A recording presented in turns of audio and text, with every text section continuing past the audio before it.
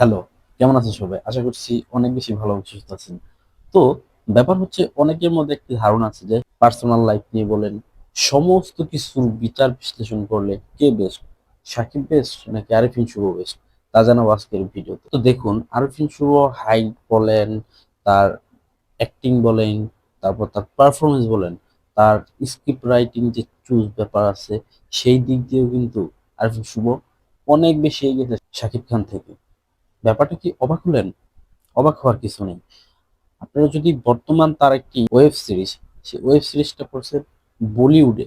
আপনারা ভাবতে পারেন যে বাংলাদেশের একজন হিরো বলিউডে কাজ করতেছে এবং শুধু কাজই করছে না, সেখানে তার কিছু ভিডিও ক্লিপ ছাড়া হয়েছে। সেখানে ভাই একটা কথা বলবো, সেখানে তাকে দেখতে এতটা হ্যান্ডসাম লাগছে, আমার কোনো অ্যাঙ্গেলে তাকে মনে হয় না তিনি বাংলাদেশের হিরো।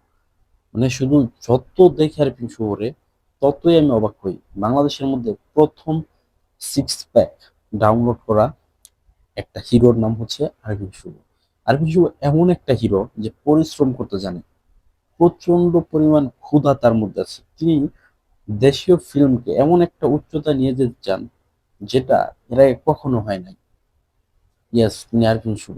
অপরদিকে যে শাহিদ খানের কাছে আসেন, 2016 আগ পর্যন্ত তার প্রায় মুভি ছিল বস্তা পচা।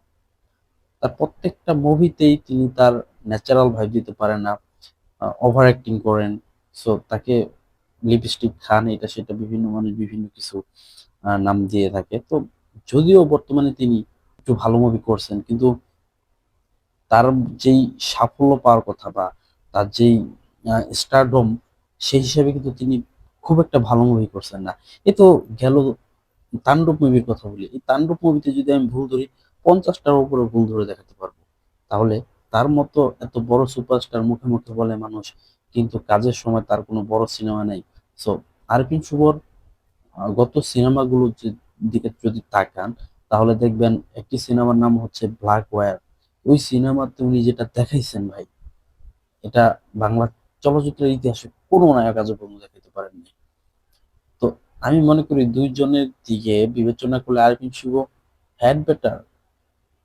আপনার কি মনে হয়? অবশ্যই কমেন্ট বক্সে জানাবেন। দেখা হচ্ছে নতুন কোনো ভিডিওতে। Till then, tata.